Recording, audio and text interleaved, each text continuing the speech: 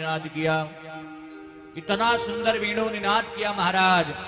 डोलत त्रिविध पावन सुखदाई, डोलत त्रिविध पावन सुखदाई, डोलत त्रिविध पावन सुखदाई, डोलत त्रिविध पावन सुखदाई।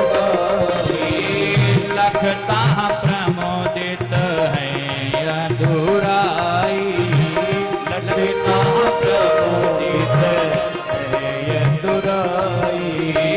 तिरभंगे है वेणु बजाई, तिरभंगे है वेणु बजाई।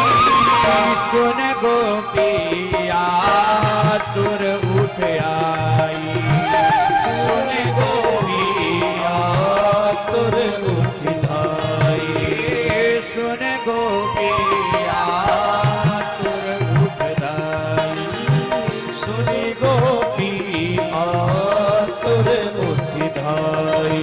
भगवान ने जैसे बंसी का निनाद किया, सारी गोपियां जिस स्थिति में थी उसी स्थिति में दौड़ने लगी। भैया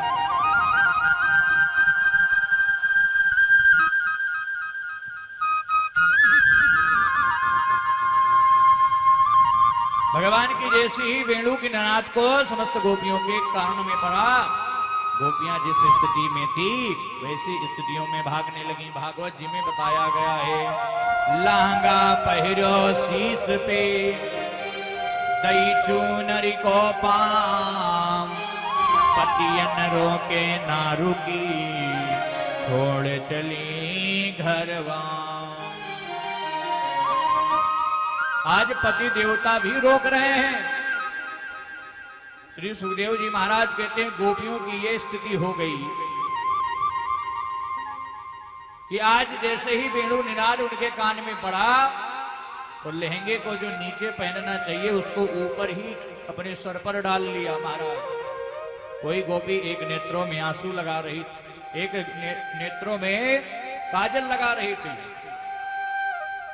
और जैसे एक ही नेत्रों में लगाया था दूसरे में लगाने वाली थी, तब तक भगवान की निनाद जो है वेणु निनाद कानों में पड़ गई।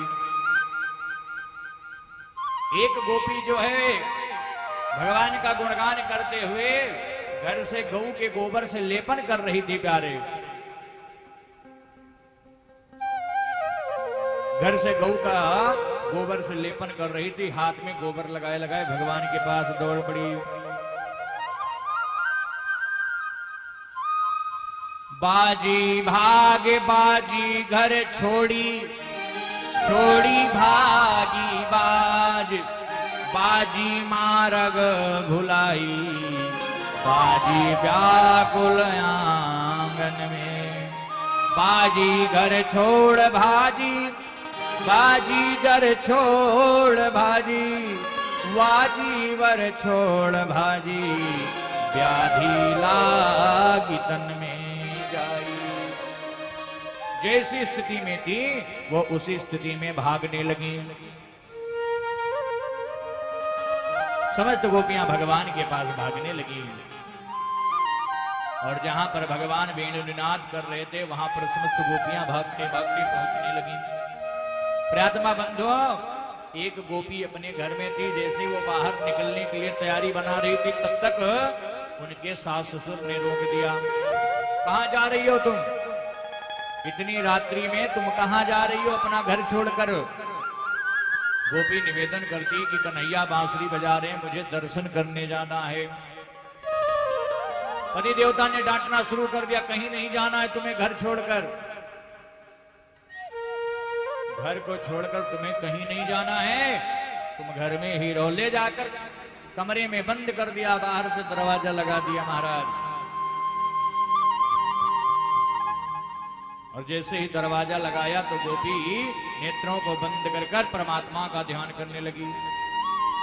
गोपी मन में विचार करने लगी कि हे मनुष्यों, हे संसारिक जीवों, तुम मुझे गोविंद से मिलने से यदि रोकोगे तो क्या हुआ, हम अपने प्राणों को ही गोविंद के चरणों में समर्पित कर देंगे।